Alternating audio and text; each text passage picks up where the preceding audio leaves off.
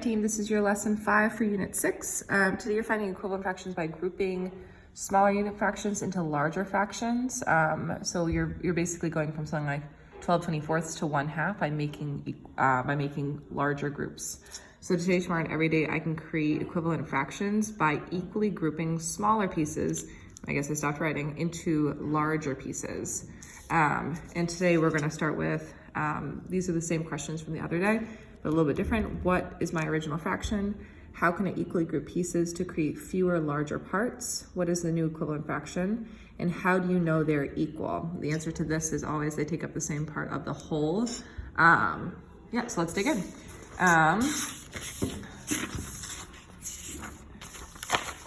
Great. All right, so today we have Christopher made a tray of Rice Krispie treats, partitioned into 24 pieces. He wants to eat 6/24 of them.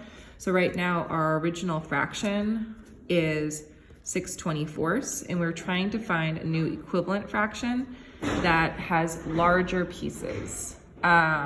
So looking here, I'm actually going to use thinking questions from in here to make sure that I'm clear on the way in which they want kids to get there. So the question that we're asking them is, what are 2 other ways the fractions can be equivalent? Kids will actually probably try and partition these, or partition them like this to make smaller equal pieces. And what you want to do is walk around and see if a kid is able to see that this is actually 1/4. Or they could see that this is 2 out of 8, 2/8.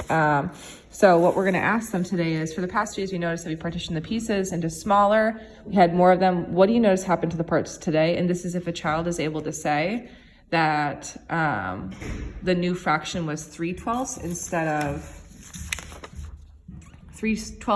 6/24.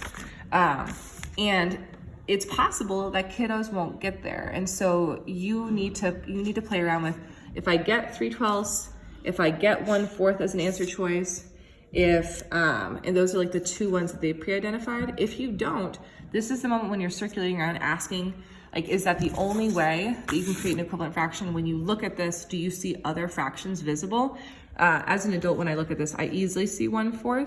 And so we want to see a kid ask themselves, what are larger equal groups I can make? So I can make equal groups of 2, because it's 2, 4, 6, 8, 10, 12, 14, 16, 18, so on and so forth. And so making these equal groups of 2. Okay, so now how many groups do I have? 1, 2, 3, 4, 5, 6, 7, 8, 9, 10, 11, 12. And how many of those parts are shaded? 1, 2, 3, 3/12. There are a plethora of other ways that they could do that, but you're asking, what was the original fraction, 6/24? What are larger equal groups you can make? We can make groups of 3, you can't make groups of 4. You can make groups of 2, 3, or a giant group of 6. And it must be equal groups. Also, you notice all of my gray shaded area stays within these because those are 3 shaded groups.